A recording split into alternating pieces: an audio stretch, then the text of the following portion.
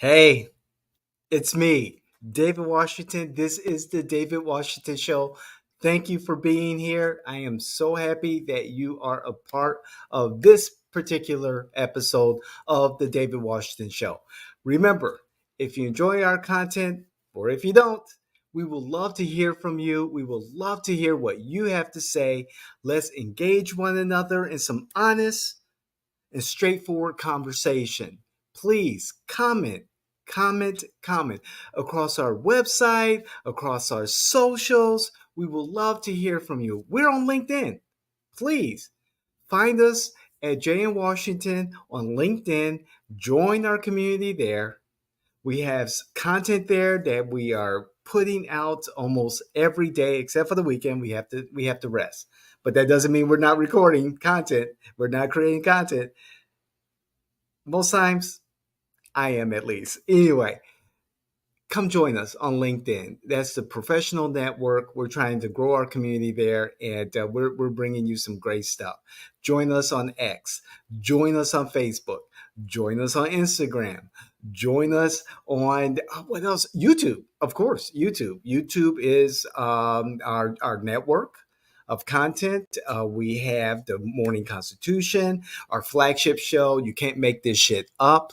And then, of course, we have Countertop Politics every Monday morning, 5 minutes of stimulating conversation, excellent innuendo, and of course, the secret sauce to winning campaigns. So, now that we got all that out of the way, let's talk about a reaction to the Morning Constitution, Season 1, Episode 33. That was approximately a week ago. We're in mid-September, and I was there. I was in the background listening to what Joel had to say. Joel Hawksley, the host of the Morning Constitution, and I got my notes. I got my notes. Okay, so I'm ready for this. And so here is the premise.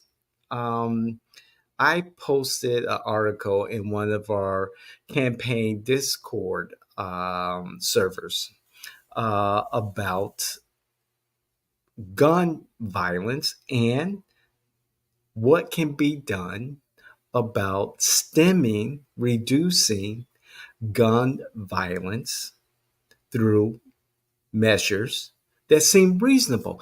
And these particular measures, these particular recommendations in the article were recommended by a former MAGA Republican who has pretty much said, you know something, we need to relook at this. And so here's a little bit of context. And you know something, context really matters when we're putting out content. I want to make sure that we provide this you additional information about what we're talking about. If there's an article, a tweet, a video, a TikTok, or whatever, we want to make sure that you know where we're coming from, where the information is coming from, so that you can do your own damn research. And so, no one is immune from constructive criticism here at JW, and we hold our own accountable for the content that we put out and for our commentary and opinion. And that's what it is, opinion. And so Joel, he commented on a Salon commentary by Rich Logis, Logis. Rich Logis is a former member of the Republican Party and a right wing pundit, is the founder of Perfect Our Union. Perfect Our Union. You can find him on Twitter. Perfect Our Union is an organization dedicated to healing the political traumatization, building diverse pro-democracy alliances, and perfecting our union. Kind of like what we're doing at J&W. We want to bring the best people with the best ideas from their community to represent their community. Joe Hawksley from the conservative side of the spectrum, political spectrum, and myself, David Washington, from the liberal side of the political spectrum. We try to come together and bring the best ideas forward for our community. So, what was first a conversation again with our clients and our team about reasonable gun violence prevention via Rich Logis's gun violence reduction recommendations turned into something completely different. And so I want to add, a little bit more context and, have my own commentary on the commentary made by Joel and the Morning Constitution. So saying that, Joel mentioned that, the article came from Salon, and he stated that, well, Salon is a left leaning um, media organization. Okay, that's fine. That's great. Okay, big deal. That's fine. Um, However, as I stated before, Rich Logis is a former Republican. He has his own movement of trying to bring people together. And I was kind of like, well, I wish Joel went a little bit further and explained this, added a little bit of context to what Rich was saying. And there seemed to have been no research, and I want to make sure that we provide you with as much information in the little time that we have your attention, so that you can make the best decisions in discussing what we're discussing. And trust me, the comments made to this particular episode by Joel, woo, it got hot and heated. And but that's what we expect, and that's what we want. Engagement. We want you to engage us in the content that we put out there. Tell us when we're right. Tell us when we're wrong. Tell us to go research some more, or tell us to hit the road. So we want to know that. I was shocked that Joel didn't do a little bit more research on him. Maybe he did. It was not explained to you more about Mr. Logis's background. Um, yeah, Joel said that maybe Rich is a former Democrat, now Republican, in the article. And I'll make sure that the link is in the show description and also in the comments once everything is posted. Um, and while we're at it, let me let you know the article is in Salon, and I will post that, and also the recommendations that were made. Um, anyway, so furthermore, Joel mentioned that, maybe this is a Republican who once followed Trump and just got disheartened, and now is a Democrat, and is very, disappointed by the Trump presidency, et cetera, et cetera. Joel mentioned conspiracy theories, and I'm like, okay, we really don't deal in conspiracy theories unless we're trying to be funny or entertaining. But what was really disheartening for me, disappointing for me, was that it seems like Joel was attacking the author on his own views or his own background. And I think if Joel had explained where Mr. Logis was coming from, and that was easy. A couple of keystrokes you can find out on Twitter, or now X, to learn about his, of course, background, about being a former Republican, a gun owner, and about Perfect Our Union, his organization, and his X page, Twitter page. Mr. Lodges is a former lifetime NRA member. Yeah, he owns up to it. He is fine with that. And, you know, Mr. Lodges, spoke very, very heartful. He spoke from his heart about the dangers of, or just the gun violence that we see, the significance, the role that it plays in our society, and how that it is detrimental to our children, to our communities. And he he had very strong feelings about that. In essence, his article was pretty much saying we need to do something about this. We need to address this. And you know, in the past, we don't really, we don't care about your feelings. What we do care about is what you think and what you know, particularly what you know, and having the conversation starting from there. Because when we do get into our emotions, we get hot headed, we get irrational.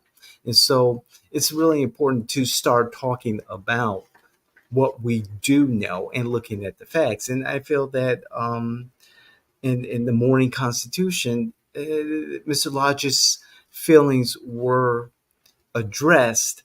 However, given the topic, you can understand why Mr. Lodges felt so passionately about this particular subject. And, it was discussed about, what is the purpose of a gun and what is a good gun owner. And so we were getting into semantics and, was this really a conversation about what the true topic, what the true issue we wanted to address with our clients in this article, which were the recommendations that Rich Logis did have in regards to addressing gun, especially violent gun violence, especially violent issues caused by guns. And I know that it was mentioned in the episode that there was no particular platform to address gun violence, serious gun violence, in the Republican Party platform during the 2020 election. Nor did Trump have a particular platform. Maybe that is something that needs to be addressed. But the point of the article, as mentioned in the episode, was that you can't act smart and be stupid. And so I guess what I gathered from that is you either know what you're doing or you don't. That's my takeaway. I may be wrong. I know there was discussion about the Haitian Revolution. Again, that was beside the point. And sometimes we do get ahead of ourselves and we'll, call someone out their name, call them a dumbass or stupid ass or something like that. And, for this particular episode, I don't think that was necessary, especially addressing Mr. Logis by that. Um, however, however, when it came down to the essence of the episode, right around the 24-minute, 16-second mark, is where the Morning Constitution addresses Rich Logis's main point, and it was the recommendations of how to reduce serious gun violence in America. And I'd just like to talk to that very quickly and see what he recommended was a minimum age requirement of 21 years old to own any gun, long rifle, and so on, with some reasonable exceptions, such as working in law enforcement, military service, and inheritance exceptions. And that'll cover certain type of guns. If you inherit guns, certain guns will be covered as stipulated by law. So that's one of the recommendations. A national firearm registry to assist law enforcement in criminal investigations. Mandatory record keeping and reporting to federal databases by all states. All firearm sales include background checks performed by federally licensed dealers. Background checks on ammunition sales. Annual Bureau of Alcohol, Tobacco, Firearms, and Explosives background checks conducted by dealers. Reclassification of any firearm, handgun or rifle that holds more than 10 rounds in a magazine. Reclassification. They will be subject to an excise tax at time of manufacture, with the funds collected from this excise tax used for gun violence studies and research, and perhaps a federally administered program of injury and liability insurance. Federally administered program of injury and liability insurance. Another recommendation is reduce magazine ammunition size on AR-15s and similar weapons from 30 rounds to 10 or fewer. Larger magazines should be regulated similar to the way fully automatic weapons are now, with buyers subject to lengthy, demanding, and entirely constitutional background checks. Another recommendation: eliminate all gun loopholes. Eliminate all ghost gun loopholes. And lastly, from Mr. Logis, one of his recommendations was to require mandatory permits for concealed carry in federal law. Prohibit open carry. Again, require mandatory permits for concealed carry in federal law. Prohibit open carry. These are the recommendations by Mr. Rich Logis in his article in the Salon news magazine.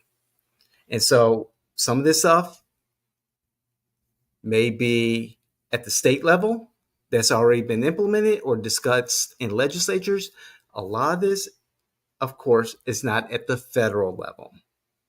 And so what Mr. Logis is saying, we need to have a comprehensive set of laws and regulations that cover all 50 states and territories and so forth and so on. So I know the Morning Constitution agrees with some of this stuff. I definitely agree with some of this stuff. Again, for me personally, and liberals, you may want to cover your ears and not read my lips. But I believe, hey, everyone should have a gun, from the babies to the senior citizens. Everyone have a gun. Let's just go back to the times of the Wild Wild West, where everyone had a gun on their hip, and let street justice decide the day, because that's where we've gotten to. That's where we are right now. And kudos to the governor of New Mexico, Eugene Grisham, or Lujan Grisham. I'm sorry if I mispronounce her name. Kudos to you. I know that there's pushback by the courts. That's to be expected. Your 30-day suspension of open carry.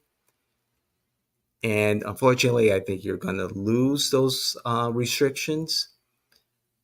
However, we do need to have this conversation, and we need to have a starting point. And Mr. Logis's recommendations, I believe, are legitimate starting points for this conversation. So for our audience at the Morning Constitution, our audiences with You Can't Make This Shit Up, Countertop Politics, and of course my show, The David Washington Show, I lay bare the information, the context that you deserve in regards to my reaction video to the Morning Constitution, Season 1, Episode 33.